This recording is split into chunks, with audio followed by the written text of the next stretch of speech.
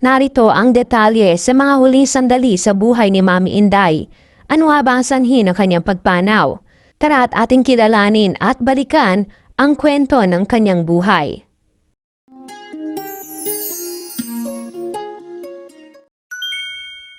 Nagluluksa ngayon ang Barreto family sa pagpanaw ni Estrella Barreto o mas kilala sa showbiz bilang Mami Inday ngayong Huwebes, January 29, 2026 sa edad na 89. Ang isa sa 7 anak ni Mami Inday na si Joaquin o JJ Barreto ang nagkumpirma ng malungkot na balita sa pamamagitan ng isang social media post. Simpleng caption niya sa larawan ng isang nakasinding kandila na may itim na background, "Rest in peace, Mom. I love you." Kahapon January 28 ay nagbahagi pa si JJ ng larawang kuha sa intensive care unit ng St. Luke's Medical Center sa BGC Taguig. Nakablur ang mukha ni Mami Inday na nakaratay sa hospital bed habang nasa tabi niya si JJ at ang bunsong anak na si Claudine Barreto.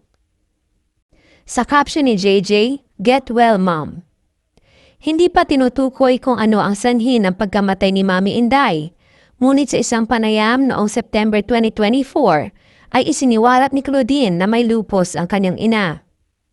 September 11, 2024 nang mag-post din si Claudine ng mga larawan niya kasama ang ina at kapatid na si JJ Barreto na kuha mula sa hospital room ni Mami Inday sa St. Luke's Medical Center at humihingi noon ng tulong panalangin para sa kanyang nanay na na-diagnose ng lupus.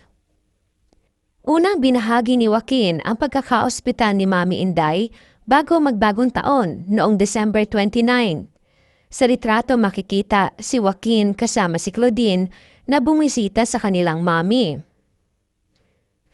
Sumunod na update ay noong January 7.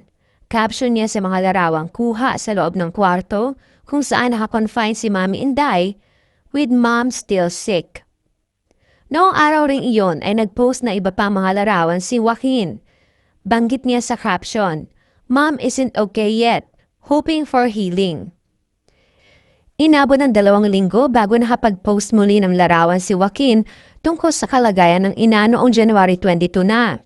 Ang simpleng caption niya sa mga larawan nila ni Mami Inday sa loob ng kwarto ay "Mom," with praying and heart emojis.